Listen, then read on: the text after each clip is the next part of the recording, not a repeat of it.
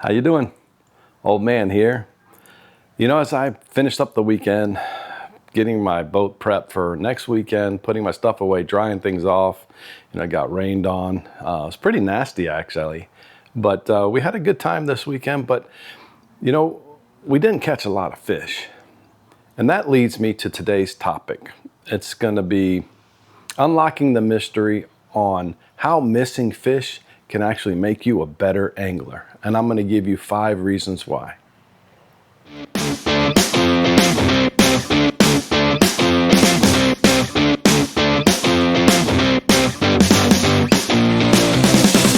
The first reason is the science of the miss, reason number 1. You need to understand why bass strike but don't commit.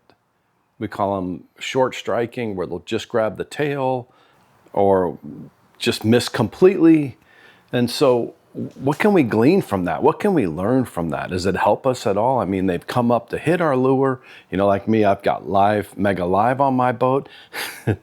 And yeah, I see them come up, I see them follow, but they don't commit. And that's frustrating. So what can we learn about that? The big thing is it learns about our presentation, right? Often this will happen because we're either going too slow in our retrieval, going too fast in our retrieval, but this is a clue, right? So use it as a clue in that I need to adjust how I'm presenting this bait to them. Am I going too fast? Am I going too high? Am I going too low? All of these factors, and start putting together a better puzzle so when you see them actually attack or you hit and just miss, you can start to think about what subtle changes do I need to make so that they actually grab it, hook on, and catch that fish. Reason number 2 is going to be the hook set mastery, right? That talks about the timing, the technique, and the adjustments that you need to land more fish.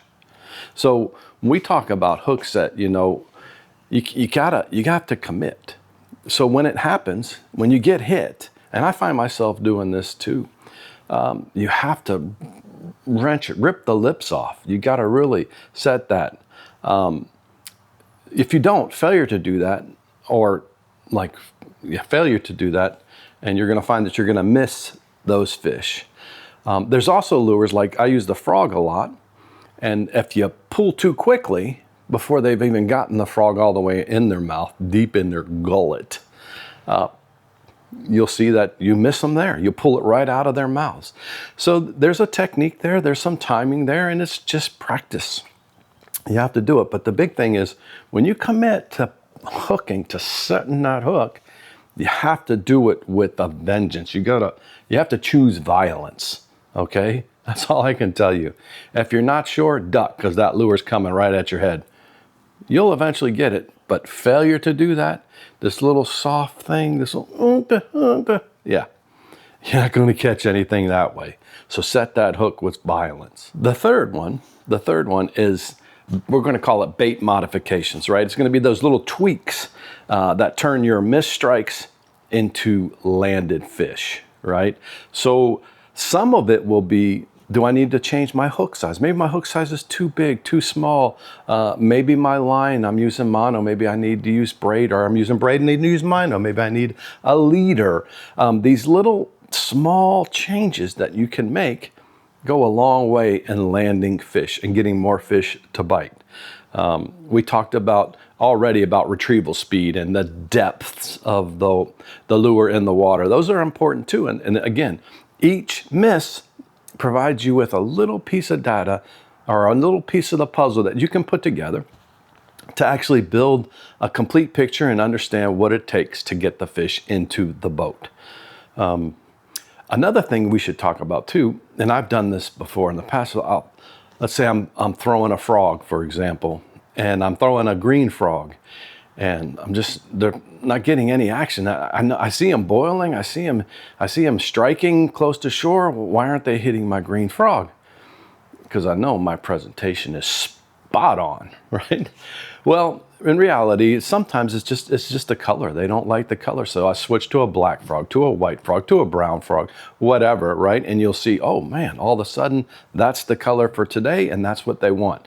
So just make those little adjustments throughout the day. Don't lock in on one single thing unless it works. If it works, then use it. If it doesn't work, then start making those little changes. The fourth topic is reading the signs and what missing strike reveals about bass behavior. You need to, remember we talked about putting pieces together, putting these little pieces of data together to form a complete puzzle, right? I'm very analytical. I'm a very logical thinker. So when I get a piece of data and it corresponds with another piece, another piece, another piece, I start to see a very clear picture. All of these missed opportunities, regardless of how it happened, these missed opportunities are data points. They're going to teach you something, whether it's like we talked about the depth of the water. Maybe you were too shallow. Maybe you were too deep. But they're going to kind of show you what's going on with the fish. How are they feeding? What are their habits? What do they want?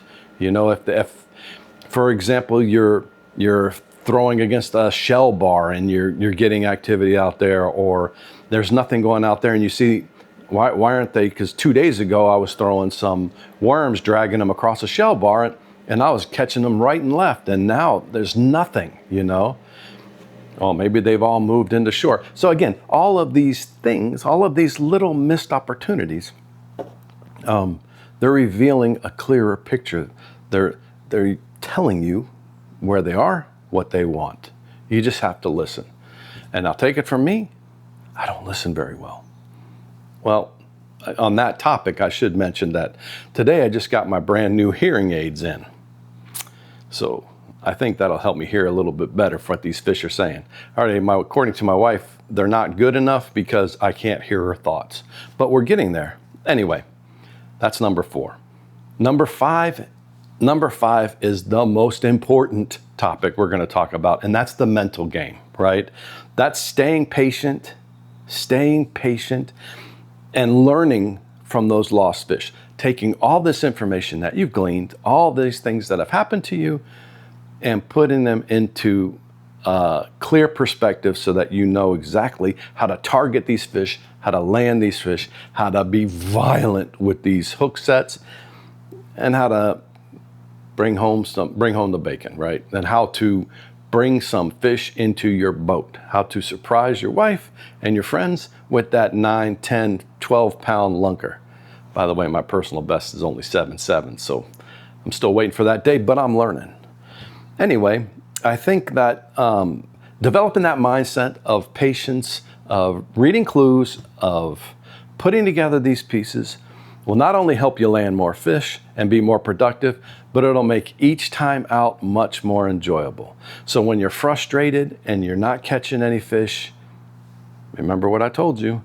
They're talking to you. Get some hearing aids and listen. Anyway, this is Old Man out. You stay safe. We'll see you next week.